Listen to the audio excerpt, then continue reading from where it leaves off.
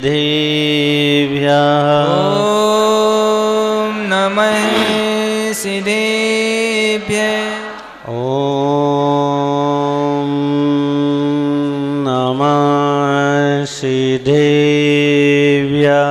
ॐ नमः सिद्धेभ्यः। जय बोले अंतानंद सिद्ध परमेश्वरी भगवान की जय बोले आदि ब्रह्मा आदिनाथ भगवान की जय बोले 1080 चंद्रा प्रभु भगवान की जय बोले गुरुदेव आचार्य श्री विराटसागर जी महाराज जी की जय परम पूज्य वाक्य श्री शरणाचार्य श्री विनिश्चय सागर जी महाराज की जय।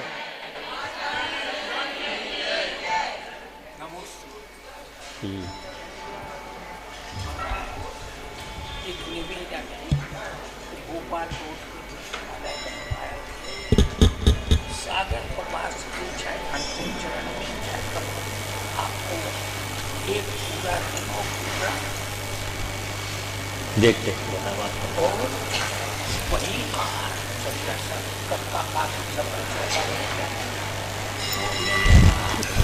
समय से आपको करने हो भव्य आत्माओं।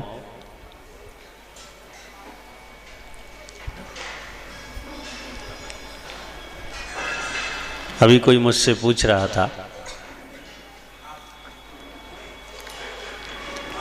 कि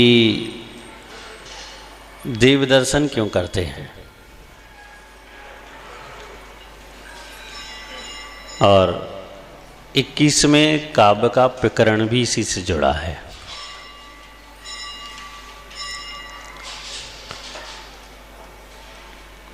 सामान्यतः जिसके पास भी चक्षु इंद्री है, सबके पास नहीं है। स्पर्श रचना घ्राण चक्षु चार इंद्री जीव। इसके पहले अनंतानंत जीव ऐसे हैं जिनके पास चक्षु इंद्री नहीं है, और जिनके पास चक्षु इंद्री है वो देखते हैं।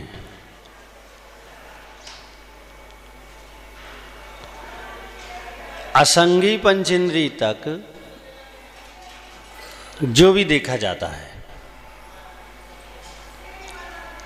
उसमें अच्छे बुरे पर विचार करने की शक्ति नहीं होती। अवस्था है संगी पंचेंद्री। चारों गतियों में संगी पंचेंद्री जीव होते हैं।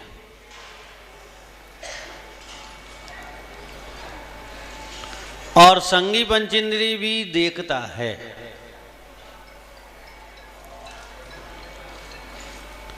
क्योंकि आंखें जो हैं बिना पुरुषार्थ के भी बहुत कुछ कर जाती हैं। देखा होगा आपने, किसी भी मॉल में जाएं, शोरूम में जाएं, दुकान पर जाएं, जिस चीज़ की दुकान होगी उसकी वो वस्तुएं ऐसी जगह रखी होंगी कि आपकी सबसे पहले नज़र वहीं जाए। ये महिला जाती साड़ी लेने, 150 पटक देते,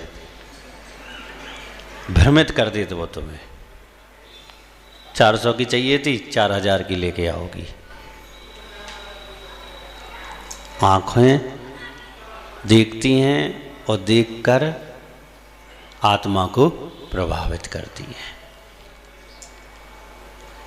और इसी क्रम में, देखने के क्रम में एक आता है देव दर्शन, यानी देव को, देवादिदेव भगवान को देखना।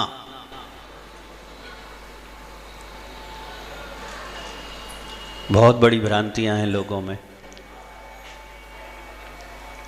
बढ़िया से बढ़िया हम मूर्ति विराजमान करते हैं तो मूर्ति देखने के लिए नहीं करते हैं।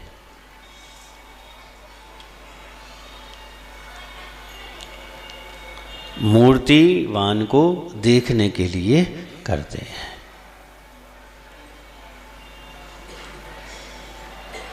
वैसे सामान्यतः देव दर्शन ज्ञान चक्षु से होता है, लेकिन इस पंचम काल में या किसी भी काल में मन की चंचलता को रोकने के लिए आलंबन की दृष्टि से जिन बिंब भी चाहिए। और देव दर्शन का तात्पर्य है कि जिन बिंब को देखना।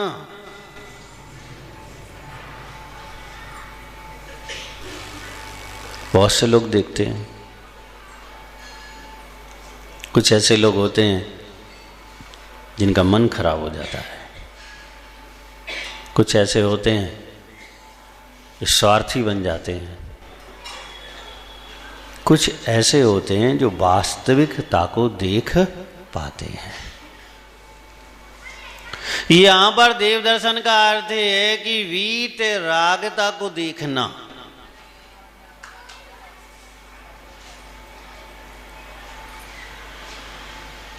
निर्वस्त्र निर्विकार संपूर्ण परिग्रह से रहित नासाग्र जिनकी दृष्टि है, उनकी मुद्रा से सोचना है कि संसार से कोई प्रयोजन नहीं है।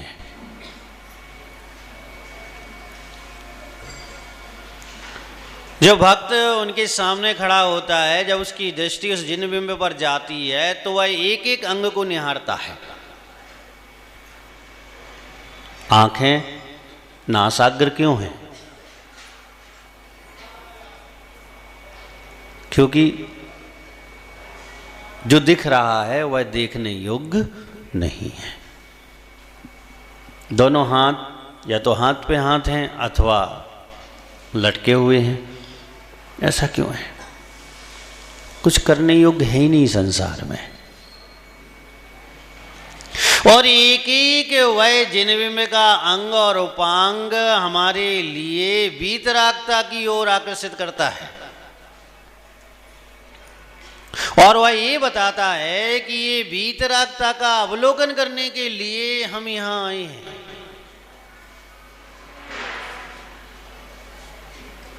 पहले आज से 80-100 वर्ष पहले तक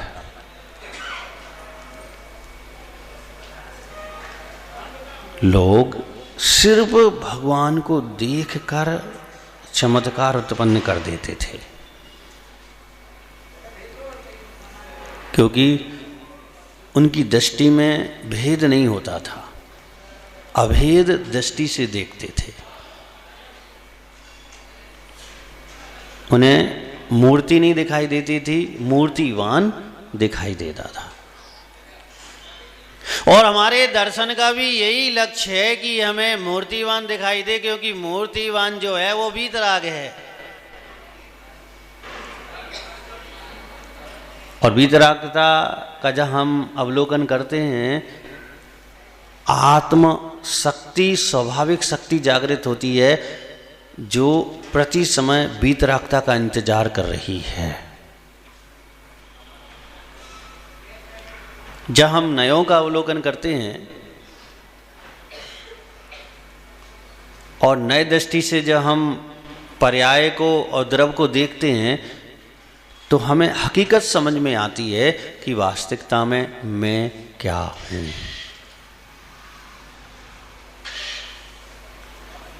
फिर हमारा असली परिचय हमारे सामने आता है कि वास्तविकता में जैसे हम जिनेंद्र भगवान को वीतरागता से निहार रहे हैं, वैसे की वीतरागता हमारे अंदर भी मौजूद है।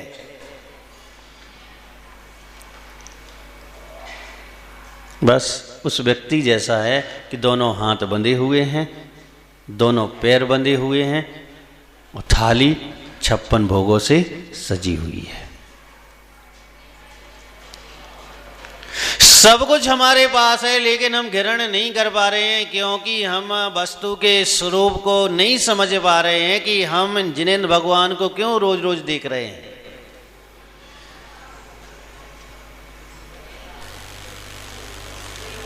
इसलिए जैन दर्शन में देव दर्शन देखने को, यानी देव दर्शन करने को जरूर कहा गया।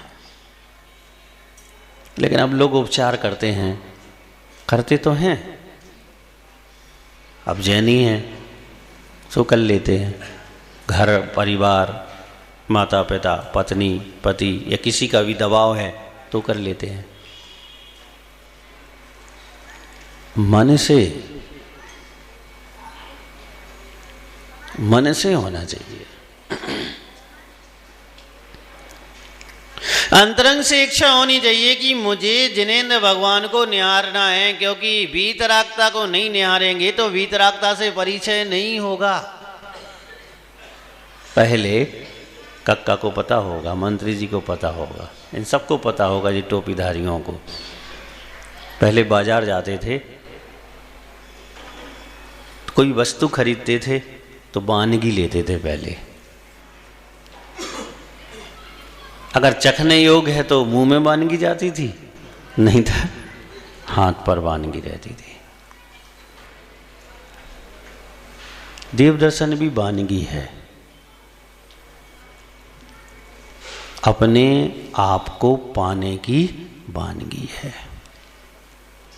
कैसे समझे कि हमारे अंदर भी वीतरागता है, कैसे समझे कि ये शक्ति जो यहाँ व्यक्त हो गई है ये हमारे अंदर अव्यक्त रूप में है, तो उनको देख के समझा जाता है कि ऐसी शक्ति हमारे अंदर भी है और उसे हमें पाना है। पहलवान को देखकर कमजोर व्यक्ति भी कम से कम मसल देखने लगता कि हमारे कितने हैं। पहलवान को देखकर आपके साथ भी ऐसा होता है। किसी सुंदर व्यक्ति को देखो तो आपका मन करने लगता कि मैं भी आईना देख लूं, मैं कितना सुंदर हूं। ये आकर्षण है। पर दृष्टि जाती है तो वो पर 100 में हासिल करने की एक इच्छा होती है, वरना ये विज्ञापन क्यों फेल हो जाते। विज्ञापन कंपनियां कितने विज्ञापन और कितने महंगे महंगे, एक एक अरब का, एक एक वर्ष का, एक एक व्यक्ति से समझौता है। कितने कमा रहे होंगे वो आपसे। इसका मतलब ये है कि ये देखकर 99.9 व्यक्ति किसी भी विज्ञापन को देखकर प्रभावित होते हैं 80% लोग वस्तु को खरीद लेते हैं। और देखने का कितना प्रभाव है। इसलिए सब जगह नहीं देखना चाहिए। जब अणुव्रतों को आप तत्वासूत्र में पढ़ेंगे तो बहुत सी वस्तु को देखने को मना कर दिया। हर व्यक्ति के चेहरे को मत देखो आप, वरना तुम्हारे साथ अच्छा नहीं होगा। हर पदार्थ, हर वस्तु को देखने की कोशिश मत करो। नेमीचंद सिद्धांत चक्रवर्ती कहते हैं अगर उपवास है तो भोजन को मत देखो, वरना पता है क्या होगा, इच्छा होगी, मुंह में पानी भी आ सकता है। यानी देखने का बहुत गहराई से प्रभाव पड़ता है। लेकिन अब बात यह है कि जब भोजन को देखने पर भोजन की इच्छा हो रही है, तो बात जब है कि वीतरागता को देखने पर वीतरागता की प्राप्ति की इच्छा हो। मेन बात तो ये है। इसलिए वीतराग भगवान को इतना देखो कि अंतस में भावना उत्पन्न होने लग जाए कि मेरी वीतरागता भी मुझे नजर आ जाए। और अगर ऐसा हो गया तो इसका मतलब है कि आपका देव दर्शन सार्थक है। और देव दर्शन का मात्र एक ही लक्ष्य है। आईना देखने का क्या लक्ष्य है? कि मैं कैसा हूं ये समझ में आ जाए, और कोई लक्ष्य नहीं है आईना देखने का।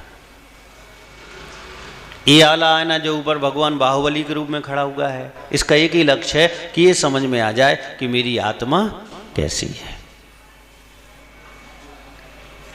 भगवान को कर्ता के रूप में मत लो, आईना के रूप में लो। आप कहीं यात्रा करते हैं, गाड़ी से जा रहे हैं, मील का पत्थर लगा रहता है, सिर्फ आप देखते हैं ऐसे ही, ऐसा नहीं खड़े हों, उतरें, उसको धन्यवाद दें, फिर आगे जाएं। नेमीचंद जी ऐसा तो नहीं करते, नहीं करते। बस अपन ने दृष्टि डाली कि 10 किलोमीटर रह गया, बस आगे बढ़ गए।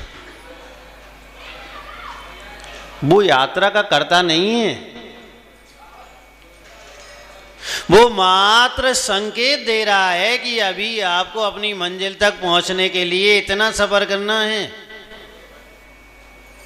सिर्फ संकेत। और ये भगवान क्या कर रहे हैं? मोक्ष मार्ग की यात्रा का संकेत दे रहे हैं। करता नहीं है वो तुम्हारे, वह तो मां संकेत दे रहे हैं कि मोक्ष मार्ग ये है, इस मार्ग पर ऐसे चलना चाहिए क्योंकि वह चलकर उस उपलब्धि को प्राप्त हुए हैं।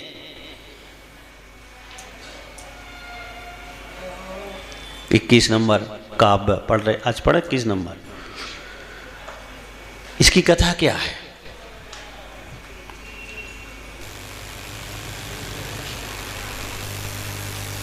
एक स्त्री का नियम था,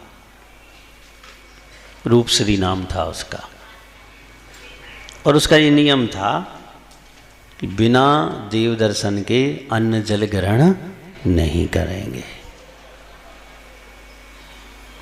कि बहुत कठोर होता है ये नियम, क्योंकि इसमें रोज रोज परीक्षा नहीं होती। बगल में मंदिर है, सागर की तो हर गली में मंदिर है, देव दर्शन करना कहीं भी कर लो, ठीक भी है, नहीं होगा आपका। लेकिन कभी कंटगत प्राण हो, भीषण गर्मी हो, तीव्र क्षुधा की उदीर्णा, अंतरंग में तिसा की उदीर्णा चल रही हो, मन मस्तिष्क काम करना बंद कर रहा हो, अब भोजन पान की जरूरत है।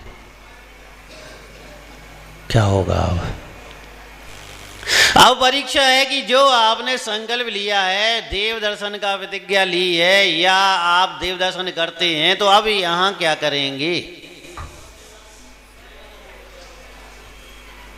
तुमने 364 दिन देव दर्शन किए, उसका कोई महत्व नहीं है, ध्यान से सुनना।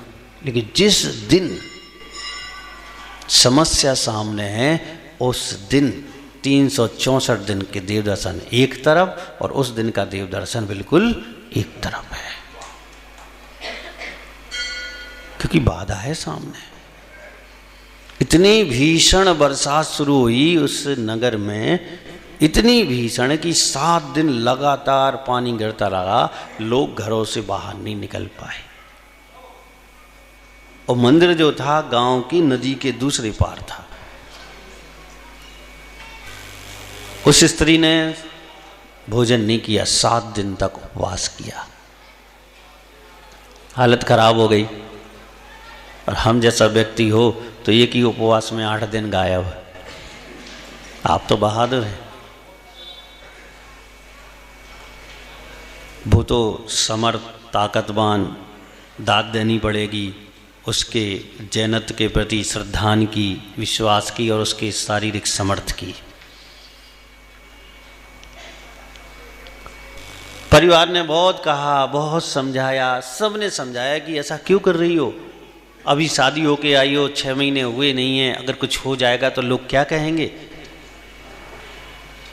लेकिन वो तो अडिग थी।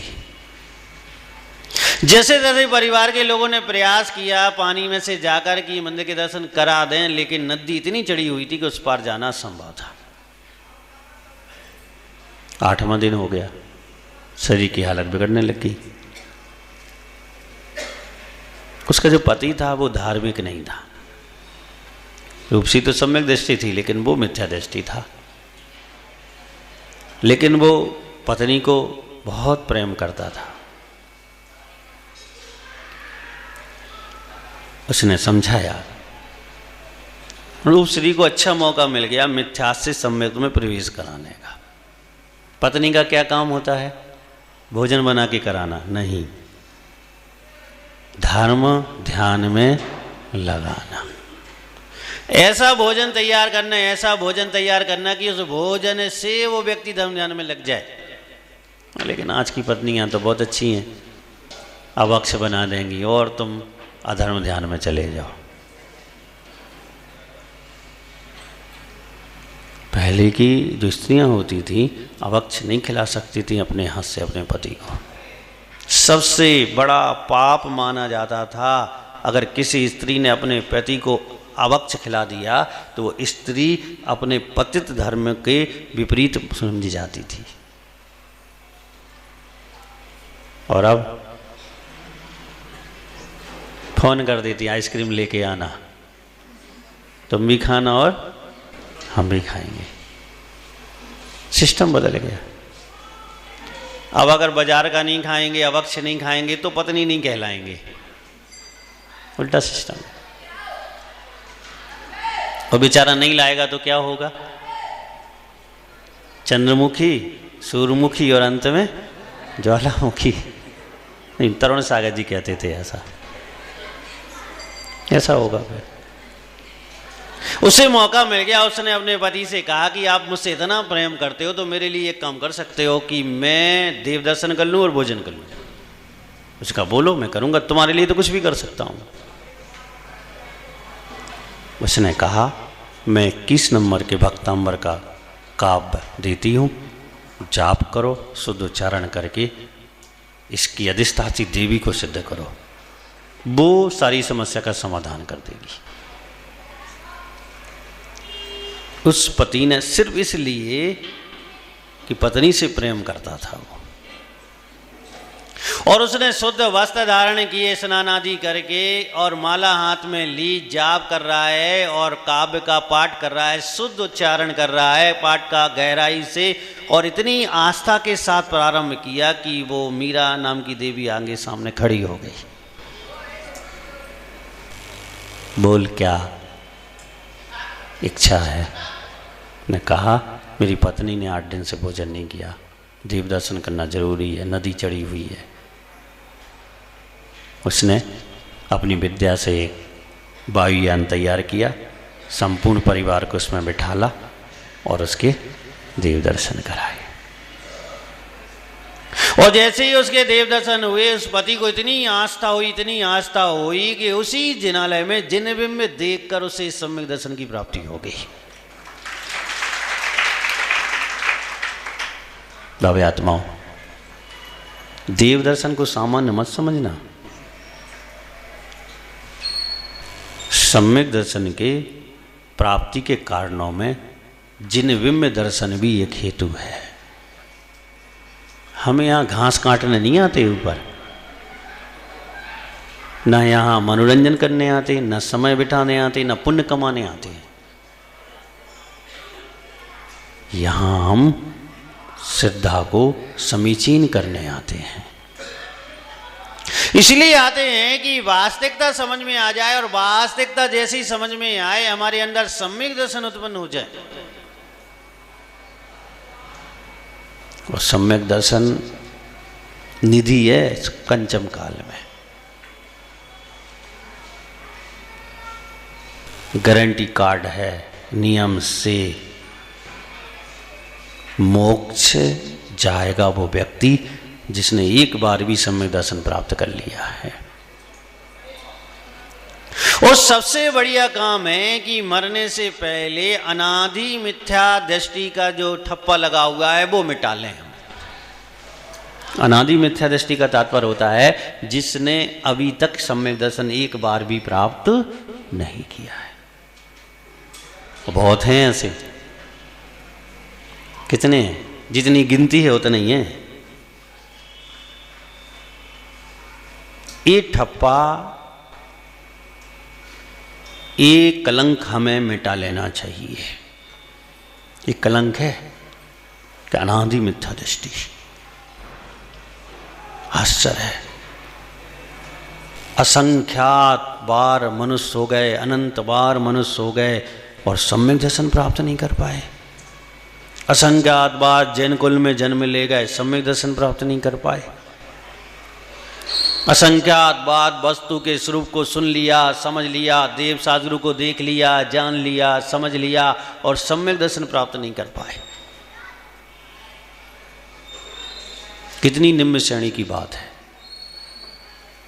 कि जिनेंद्र भगवान को असंख्यात बार इन हाथों में उठा लिया, सिर पे धारण कर लिया, उनके मस्तक पे कलश डाल दिया, उनके सामने आज द्रव से पूजन कर दी, लेकिन सम्यक दर्शन प्राप्त नहीं कर पाए। कितने आश्चर्य की बात है, बहुत निम्न श्रेणी की बात है। और इस समय इस पंचम काल में आपको मौका है, अवसर है, एक और समझ लो ये सौभाग्य है आपका कि आप जिन बिंब दर्शन से चाहें तो अपनी आस्था को समीचीन कर सकते हैं, सच्ची बना सकते हैं, वास्तविक बना सकते हैं। आस्था की कमी नहीं है। कमी किसकी है? समीचीनता की कमी है, सत्य की कमी है। ज्ञान तो है, समझ में भी आ रहा है, लेकिन सत्य तरीके से समझ में नहीं आ रहा है।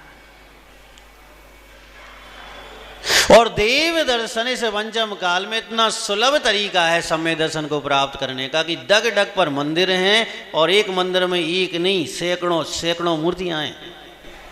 लोग कहते हैं इतनी सारी मूर्तियां। हम तो खुलेआम कहते हैं जिन्हें मूर्ति विराजमान करनी हो, अगर 1100 की भी करनी हो तो मुझसे मिल लेना, 11,000 की भी करनी हो, 11 लाख की करनी हो तो मुझसे मिल लेना, लेकिन मूर्ति विराजमान करके ही मरना, इसके पहले मत मरना। इसके पहले मरोगे कोई मतलब नहीं मरने का। मरने का भी एक आनंद होता है, क्या करके मरे, अंत में गौरव महसूस होता है कि मैं क्या करके मर रहा हूं। तकलीफ हो रही है, लेकिन वह आत्म गौरव जागता है कि मैंने जिन बिंब की 1 नहीं 2 नहीं 3 नहीं 4 नहीं 5 स्थापनाएं की हैं। आत्म गौरव जागता है और सुवायु बंध में हेतु बनता है। वो मैंने विधान किए हैं, मैंने ये किया है, मैंने वो किया है।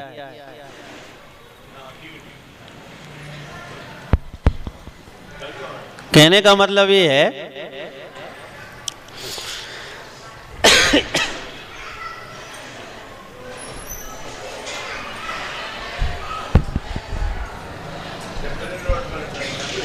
चलो ऐसे ही सुन लो, समय भी हो गया है। कहने का मतलब ये है कि जिन बिंब से आपको और आपके बाद लाखों करोड़ों असंख्यात व्यक्तियों को सम्यक दर्शन का लाभ हो सकता है, जिन्हें जिन्हें सम्यक दर्शन का लाभ होगा 17% आपके खाते में उनका भाग आने वाला है आपके। इसलिए जैन दर्शन में देव दर्शन की बहुत बहुत बड़ी महिमाएं हैं। ये नहीं सोचना चाहिए कौन करेगा, कौन अभिषेक करेगा, क्या करें। अरे करने दो, तुम्हें काई की चिंता है? तुम तो अपना काम करो। अब मकान बनाया, सोचोगे कि भूकंप आ जाए तो गिर जाएगा, क्यों बनाए? नहीं सोचोगे ना, बनाओगे। बस ऐसे ही तत्काल में जो हम कर रहे हैं उसका लाभ तो हमें मिल रहा है। अब परिणाम क्या होगा वो वक्त समय पर तय होता है। आप तय नहीं कर सकते कि पूजा होगी कि नहीं होगी। बहुत भी हो सकती है और कम भी हो सकती है, नहीं भी हो सकती। भरत चक्रवर्ती ने कैलाश पर्वत पर जिनालय बनवाए। कौन जा रहा है पूजन करने? कभी देव आ जाते हैं, कभी नहीं आते। उसका संबंध ही नहीं है देव दर्शन से। उसने अपना काम किया और तत्काल उसी भाव में उस फल को भी प्राप्त किया। तो कहने का मतलब हमारा ये है कि ना जिनमें में स्थापन का विरोध करो, हो सके शक्ति हो तो करो, वरना रोज देव दर्शन करो। और ये देव दर्शन तुम्हें सम्यक दर्शन की उत्पत्ति में हेतु बनेगा। इस भावना के साथ इस काव्य का अगर आप पाठ करते हैं तो सुलभता मिलती है वीतराग दर्शन के। जय बोलिए गुरुदेव आचार्य श्री विरागसागर जी महाराज की। परम पूज्य आचार्य श्री के चरणों में आप जरा थोड़ा सा डिस्टर्ब नहीं करो, थोड़ा सा शांति, वैसे शांति बनाए रखो जैसा भी कहा था। बस 2 मिनट की बात। हमारा निवेदन ये है, आने वाले 17 तारीख से 22 तारीख तक श्री 1008 पंच बालक तीर्थंकर विधान यहाँ होना है। इसमें माताएं बहनें भी सुन लें, 16 तारीख से कार्यक्रम